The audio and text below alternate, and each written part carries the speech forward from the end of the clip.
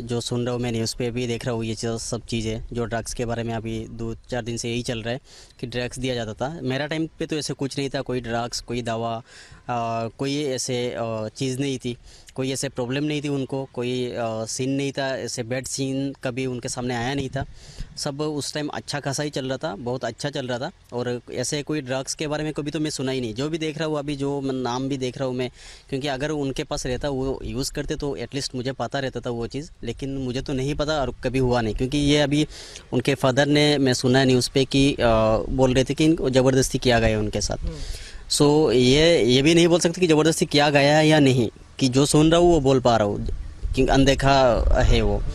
तो मेरे को लगता है कि ये अगर ज़बरदस्ती किया भी है, अगर ये नहीं किया रहता तो शायद आज वो हमारे बीच रहते। और मेरा टाइम तो ऐसे कुछ प्रॉब्लम नहीं थी, ऐसे कोई ड्रग्स वगैरह नहीं। आप जब उनके साथ रहते थे तब क्या आपने पहले भी हमें बताया था कि वो उनके बेडरूम का दरवाज़ा हमेशा खुला रहता था, और कभी कभी ऐसा भी होता था कि अक्सर आप लोग सब एक ही रूम में सोते थे। तो क्या कोई नेचर में जो कि कहा गया है कि वो डिप्रेशन के शिकार थे, ऐसे कुछ कई नैरेटिव्स दिए जा रहे हैं मीडिया के सामने रिया चक्रवर्ती और उनके गैंग की तरफ से।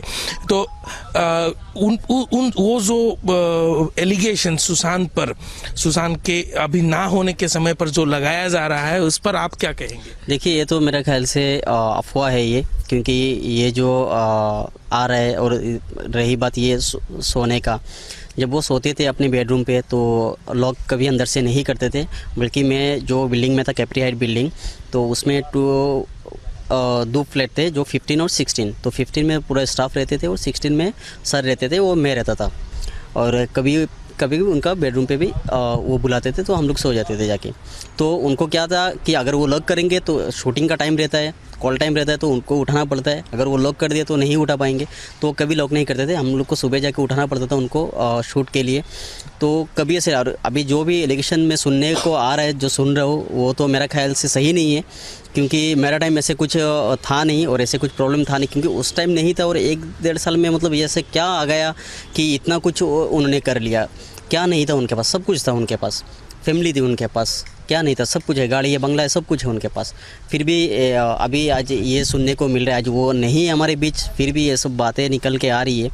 पर मुझे तो नहीं लगता ये जो रिया चक्रवर्ती और उनका जो गैंग है, इन लोगों की तरफ से और कुछ बातें कही गई है, जैसे कि सुशांत का अपने फैमिली के साथ इतना बनता नहीं था, ऐसी कुछ अफवाह वो भी कह रहे हैं। इस पर आप क्या कहेंगे? देखिए, ये जो फैमिली के बारे में बात हो रही है, मेरा टाइम तो फैमिली, जैसे प्रियंका दी है, दिल्ली में रहती है, और वो आती थी तो सर खुश रहते थे। अगर उनके बीच कुछ अनबन रहता तो वो नहीं आती, वो बात नहीं करती।